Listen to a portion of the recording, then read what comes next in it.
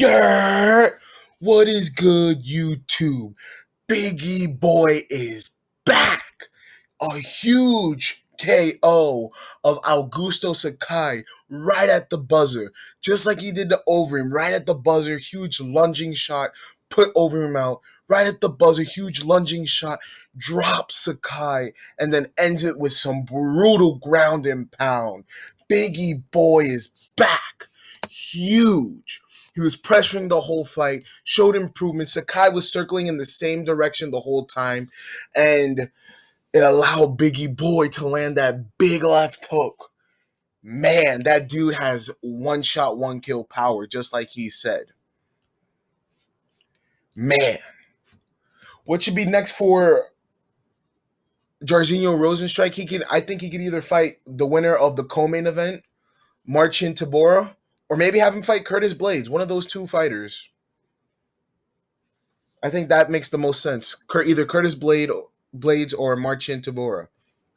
And for Augusto Sakai, this is kind of a setback. Maybe have him fight Tom Aspinall. Tom Aspinall, I think, versus Augusto Sakai would be a good fight. The co-main event, Marcin Tybura finished Walt Harris, man. Walt Harris, man, I really feel bad for him, because last year or 2 years ago, his stepdaughter got killed. Big tragedy in the family, you can feel nothing but sympathy for the man. He's such a nice dude, but in terms of his octagon skills, his mixed martial arts skills, it's just not up to par with his ranking. He's ranked number 8 coming into tonight, but he's not a number 8 fighter, if I'm going to be completely honest. I like to see him take a step back in competition. Maybe fight, I don't know, maybe like a Chris Dawkins or something. Like let him take a step back. You know what I'm saying? Like a Chris Dawkins or a Sergey Pavlovich or something like that. You know what I'm saying? Let him take a step back in competition. Because Marcin Tybura is a top 10, and he might be able to push top 5 with this performance. So yeah, I think for Marcin Tybura, put him up against Shamil Abdurrahimov or against Rozenstruik. One of those two. I told you about Walt Harris. It sucks, man. Marcin Tybura, once he took him down, it was game over. Walt Harris really needs to improve his ground game. He really needs to get in the lab and work on that.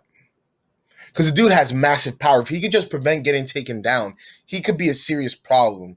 But it's just such a big hole in his game. He's got to work on that. But man, the fight of the night. Dana, pull out your wallet. 50G, 75G, whatever it is. Give these boys money. Santiago Ponzinibbio and Miguel Baeza just decided, fuck this. We just gonna throw down. And in the middle of the cage, bomb after bomb after bomb. In the beginning, the first round, it was a very technical, very strategic plan by Miguel Baeza. Chop down Santiago Ponzinibbio's leg and then try to counter him because Santiago Ponzinibbio was being super aggressive, and it was working to a T. Santiago Ponzinibbio's footwork looked super sloppy in that first round. It was bad. He was slipping all over the place. His footwork looked awful, and Miguel Baeza was just chopping that leg. Like, Santiago had his moments, but man, Miguel Baeza destroyed the leg. But magically in the second round, Santiago Ponzinibbio acted like it was nothing, and then just started fighting normally again. Like he just didn't take a round's worth of leg damage. And he just started outputting extreme volume onto Miguel Baeza, shot after shot after shot after shot. And honestly, I think the turning point was that jab. One of the most underutilized strikes in MMA, if not the most underutilized strike. The jab. We saw Rob Font do absolute wonders with the jab. And I believe the turning point in this fight was Santiago's jab. He was snapping Miguel Baeza's head back. Jab, jab, jab. And then that opened up his hooks, his right straights, his body shots. It started opening everything up for Santiago Ponzinibbio. And then Santiago, after that, decided, you know what? Anything you could do, I could do better. And started chopping down Miguel Baeza's legs too. And the second round was interesting because in the beginning, Miguel Baeza was winning it. He actually hurt Santiago bad, almost dropped him. But then the second half of that round, Santiago just put just devastating volume and really started to turn the tides. And in the third round, these two men just decided, fuck it, it's wartime. And it's just strike after strike, throwing down in the center. Both men gassed a little bit. They didn't care. They were throwing everything they had. Neither two of these men should be ashamed of their performance. It was absolutely a fun match, great fight. One of the fights of the year contender. It has to be, or at least as of right now, one of the fight of the year contenders has to be, no doubt about it. That was such a good fight, and honestly, that fight could have gone either way. Honestly, I wouldn't have been mad if they scored it a draw. First round clearly Baeza's, third round clearly Ponzinibbio's, and then the second round, the first half was Baeza's, second half of that round was Ponzinibbio's. I wouldn't have been mad if it was a draw, but personally, I did score it for Ponzinibbio slightly, so I think the judges got it right. Miguel Baeza has absolutely reason to be mad. I mean, the fight was paper thin, and I'm gonna address the Alir Latifi versus Tanner Boser fight. I don't know what Michael Bisping and Dominic Cruz were on during that fight. I don't know if they just unplugged the cords to their monitors and just like didn't see the fight. But I thought Alir Latifi clearly did not lose that fight. I thought Alir Latifi, he took down Tanner Boser, held him down in the first round. Tanner Boser got a little bit of striking after he got up, but not much. Same thing in the third round. Alir Latifi took Boser down, held him down for the round. The only thing, so 2 rounds were clearly, in my opinion, 2 rounds were clearly in the bank for Alir Latifi.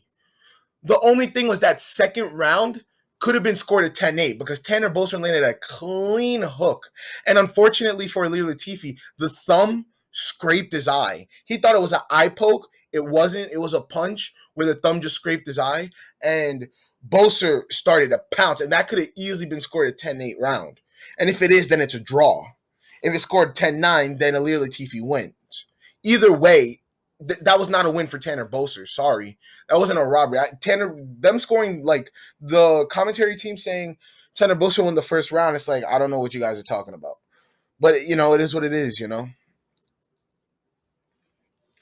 And Yusuf Zalal versus Sean Woodson was actually a really fun fight. It went kind of the way I expected, but in reverse order. I expected Sean Woodson to come out strong early and then kind of sort of gas late, allowing Yusuf Zalal to get to get some offense in that third round. Instead, the exact opposite happened. Yusuf Zalal came out strong in the first round, and then the second and third, he started to fade, and Woodson started to pick up the pace.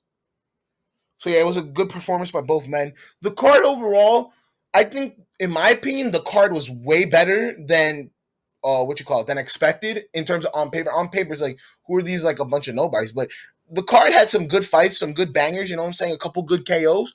I thought it was overall a good fight. Now, it wasn't like, oh my goodness. But it was a solid fight night card. I'll give it a solid fight night card. And next week, man, I'm so excited for next week. Izzy versus Vittori 2, with some of the shit talking they've been doing. The rematch from a top 3 fight of the year last year in Moreno Figueiredo, and then Leon Edwards in a 5-round fight against Nate Diaz. Leon Edwards is going to have his chance to finally make a name for himself. He's not widely known by the casual audience. Hopefully, after this fight, people will know who Leon Edwards is and see how good he really is. And yeah, just that card in general, top to bottom, great fights. Movsar Evloev, undefeated prospect in featherweight, takes on Hakeem Dawodu, only has 1 loss in his career. Another big prospect at featherweight. Big fight between those two. Paul Craig and Jamal Hill, a classic striker versus grappler fight. Just a crazy fight on that card. Man, Biggie boy got it done. Thank y'all for watching. I'm gone.